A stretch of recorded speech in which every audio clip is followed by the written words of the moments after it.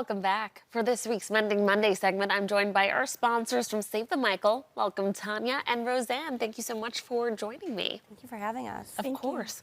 Now, you both play a crucial role in Save the Michaels, so I'd like you to start off by telling us about your positions as recovery coaches and how you help your clients.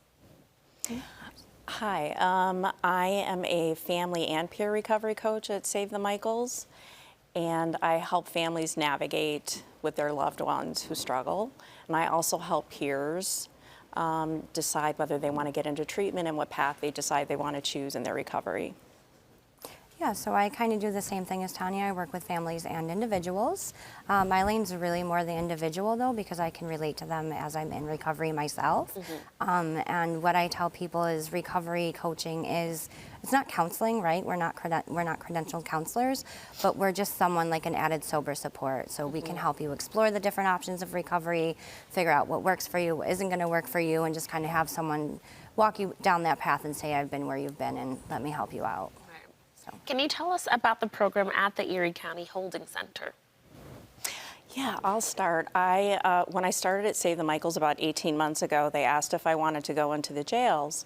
And I was very, very excited about that opportunity because years ago I had been incarcerated and I turned my life around. So I felt like I wanted to go back and be an inspiration to these women, these amazing women who took a wrong turn, and just really go in and focus on how they are inside and getting along and being a strength for each other. And then what is the goal when you get out?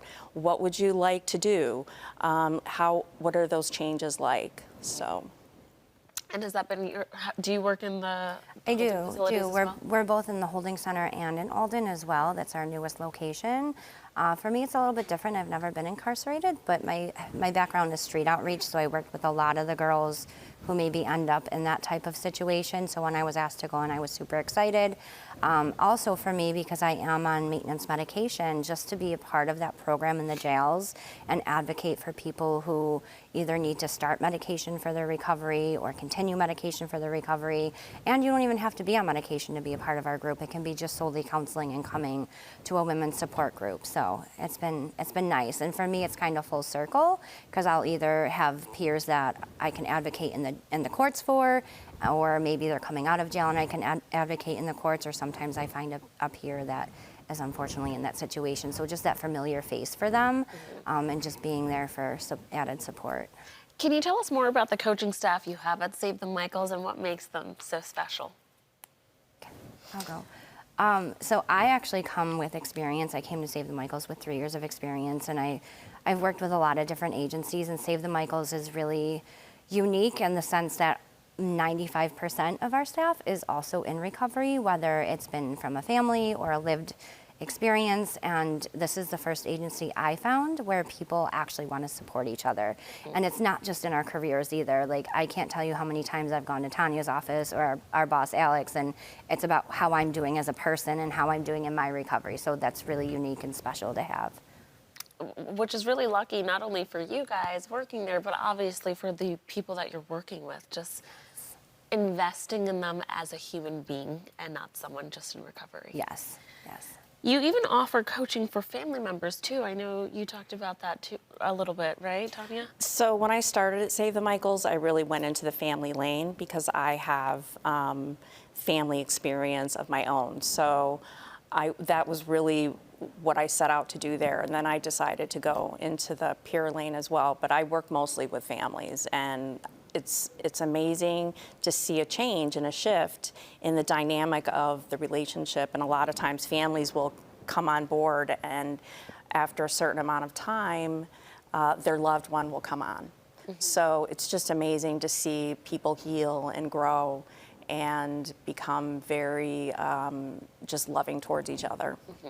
Because sometimes this recovery process is bigger than the person struggling with the abuse, right? It affects the whole family, and figuring out ways to support them, I imagine. Correct. And what advice do you give for those families that are struggling just as much as, you know, their loved ones that's also struggling?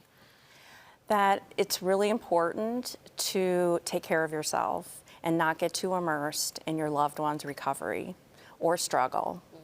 It's very, very important. We can't make that decision for them. They really have to come to those terms on their own. That's a big one. I think when you're so passionate about helping your loved one through this rough patch of their life, you can sort of lose yourself in it. And so your advice is pretty much to put yourself first, that self-care. Correct. Yeah.